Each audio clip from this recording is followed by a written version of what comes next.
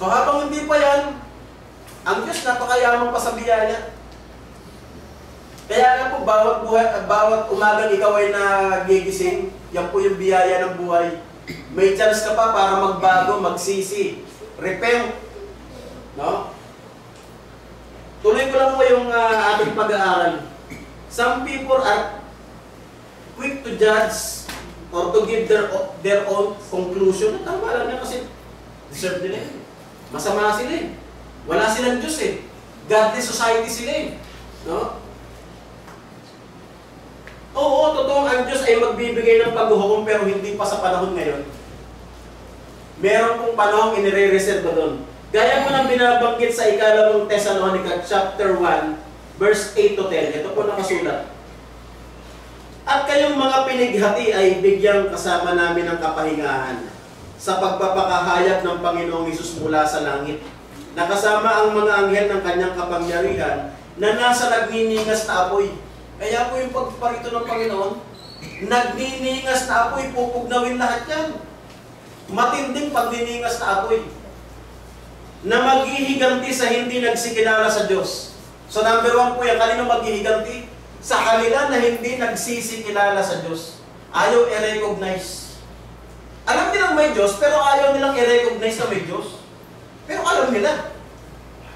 No, mga kapatid, tuloy po natin yung pagbasa. At sa kanila na hindi nagsisitalima sa ebanghelyo ng ating Panginoong Hesus. Yan na lang po yan eh. Lagi ko tinitingnan yan. Hebrew 10:25. Hindi ba yan salita ng Panginoon yan? Huwag natin pabayaan ang pagkakatipon. Ang sabi rito na siyang maghihiganti sa hindi nagsikilala sa Diyos at sa kanila na hindi nagsisitalima sa Panginoong Hesus at sa kanyang ebanghelyo. Hindi ba ebanghelyo yan? Di ba? Na huwag natin pababayaan ang pagkakatibong gaya ng ugali ng iba. Kasi mas marami, kung titingnan nyo po yung dami po ng populasyon ng mga nabautismo sa Imus, huhula lang ako, hindi ko sasabihin exact. Halimbawa po, kung more than 1 decade na kayo o more than 2 decades, more than 20 years, halimbawa lang po, nasa 200 ang nabautismo. Halimbawa lang yung dumadalo po ngayon, wala pa hong 100. So, ibig sabihin, mas marami pa rin yung hindi dumadalo. Pero ebanghelyo po yan ng Panginoon. Kaya sabi ko, habang nabubuhay ka, o sige, kung gusto mo magpakasama, be it. Wala namang kukontra sa iyo eh. Pero, may pero yan, in the end, lahat tayo tatayo sa judgment seat ng Panginoon. Kaya sabi nito na siyang tatanggap ng kaparusahan na walang hanggang kapahamakan mula sa harapan ng Panginoon. Ang ginamit dito na salita, walang hanggang kapahamakan. Ito yung sinabi sa Revelation, gusto mo nang mamatay, pero hindi ka mamamatay. Sa tindi ng init, gusto ko na mamatay. Pero yung kamatayan, tataka sa'yo. Bakit? Yung parusa kasi na inihanda ng Diyos, everlasting punishment. Kaya walang hanggang kaparusahan. At kapag ilalagay ka ron, mga kapatid, may laman ka. Baka akala nyo ilalagay kayo yung espiritu. May laman ka. Chapter 15 ng unang Korinto. Merong katawan na panglangit, may katawan panglupa. Ilalagay ka ron, may katawan, kaya mararamdaman mo. Naalala nyo yung mayaman? Diba sabi nung mayaman, Ama, suguin mo si Lazaro, itubog niya yung daliri niya sa tubig at ilagay dito dahil naghihirap ako sa alab na ito. Ano yung sabi ng alab? Mainit! Mainit! Naglalagap-lap yun eh. Apoy at asopre pa naman eh. Nagninina sa apoy at asopre. Oh, everlasting yun, walang hanguan yun. Gusto mo nang mamatay, hindi ka mamamatay. Kasi pati yung kamatayan, inilagay din ng Diyos sa nagnininga sa apoy at asopre. Kaya wala nang kamatayan. Yung kamatayan, kasama mo rin dun eh. Pinaparusahan din. Paano yan? Kaya sabi rito, na siyang tatanggap ng kaparusahan na walang hanggang kapahamakan mula sa harapan ng Panginoon at mula sa kaluwalhatian ng kanyang kapangyarihan. Pagka paririto siya upang luwalhatiin ang kanyang mga banal, at upang siya maging kahanga-hanga sa lahat ng nagsisisampalataya sa araw na yaon, sapagkat ang aming patotoo sa inyo ay pinaniniwalaan. Nakita niyo po? Sa pag-aaral na yan, mga kapatid, yung punishment, everlasting punishment. Yung mapaso lang nga tayo eh.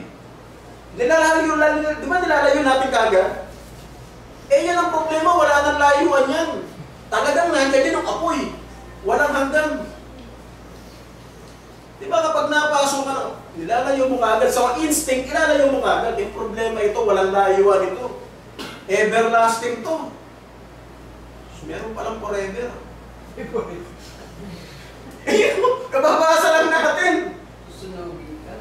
Walang hanggan yan. Ang problema niya mga kapatid, gusto mo nang mamatay, hindi ka mamamatay. Tataka sa iyong kamatayan. Kaya imagine na natin yan. Kung sana, kasi tayo rin naman ang pipili ng destinasyon natin eh. Totoo po yun.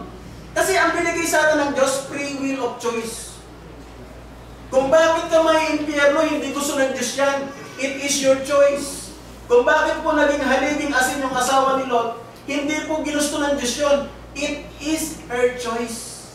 Kaya po namatay si Ananias at saka si Sapphira dahil naglihim sila ng isang halaga sa Diyos, nagsinungaling sila, hindi dahil ginusto ng Diyos na mamatay sila, pinili nila yun.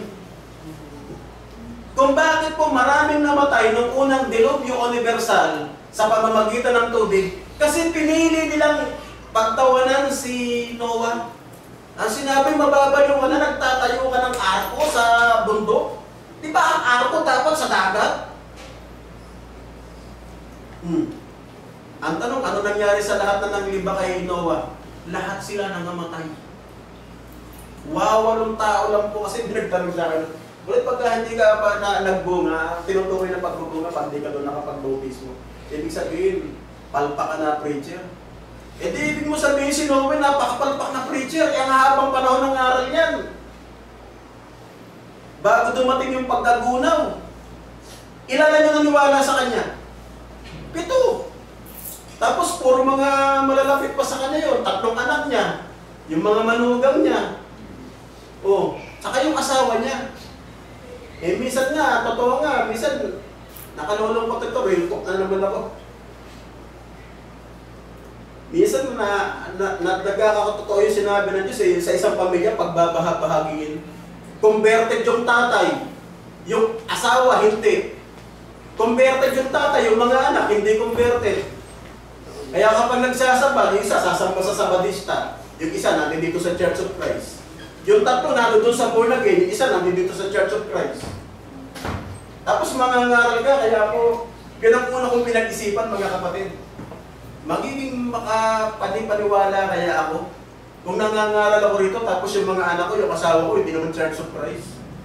Nandoon pala kay Manalo. O kaya nandoon kay Kibuloy. Ay di, wala na maniniwala sa akin. Paano ko maniniwala sa iyo? Mga pamilya mo hindi mo nadala eh. Diba? Kaya may side trip. Pero totoo mga kapatid, tuloy na po natin pag-aaral. Malapit na pong matapos, huwag po kayo mag-aaral. Kaya po isipin natin yan. Everlasting punishment. At ang punishment mga kapatid, hindi mo basta apoy, nagnininga sa apoy at asopre. So, nakakita niyo kayo ng asopre? Matindi ang ano niyan, yung pag nagningas yan. Yung pag nag-flame yan, matindi pa sa, alam natin apoy, yan pa yung apoy ng kahoy. Mas matindi ang apoy nito. At saka walang alisan yun. Akala nila yung mga Diablo, naghahari sa impyerno, sa dagat-dagatang apoy. Hindi. Sa kanila talaga nakadesenyo yun. Walang hari doon. Lahat pinaparusahan. Kasi may ibang pinoprotay, may trono pa eh. Wala akong hari doon, parusahan yun. Pati sila parurusahan, sila nga ang unang ilalagay doon eh. No, mga kapatid? So tuloy pa ho natin ang pag-aaral na ito mga kapatid.